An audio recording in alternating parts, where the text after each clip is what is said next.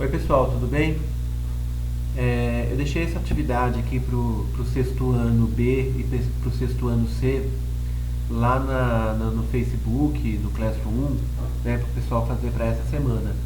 Então eu vou falar rapidinho aqui sobre o que era para ser feito, tá?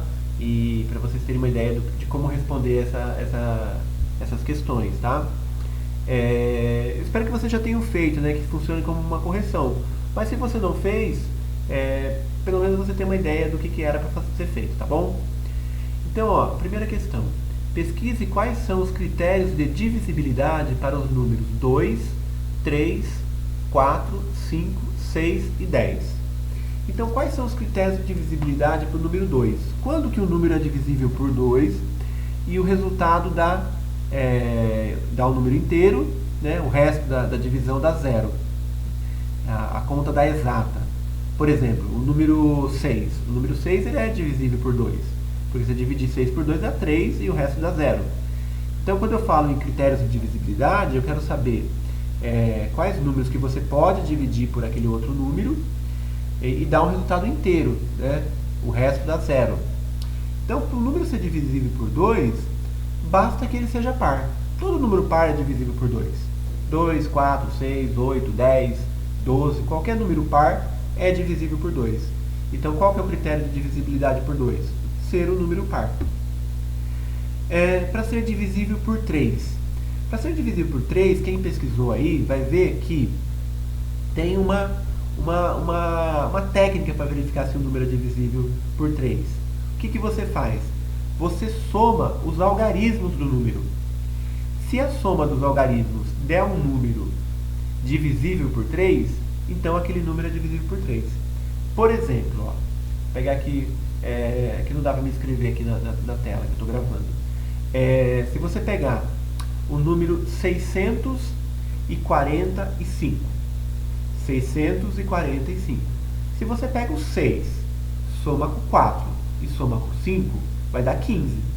15 não é um múltiplo de 3? 15 não é divisível por 3? Então 645 também é divisível por 3.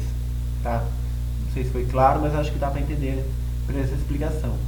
Quando que o número é divisível por 4? Quando a dezena e a unidade, os dois últimos números do número, são divisíveis por 4. Por exemplo, 520. O 20 não é divisível por 4? Então 520 também é. 1328. O 28 não é divisível por 4? Então 1328 também é. 108. O 08 o 8 não é divisível por 4? 08? Então 108 também é. 200 também é, porque o 0 é divisível por 4. Então você olha o algarismo da unidade e da dezena. O que formar esse algarismo, se for divisível por 4, todo número vai ser divisível por 4. Quando que o número é divisível por 5? Quando ele é divisível por 0, ou melhor, quando a unidade é 0 ou 5. Quando ele é divisível por 6? Para ele ser divisível por 6, ele tem que ser par e ser divisível por 3.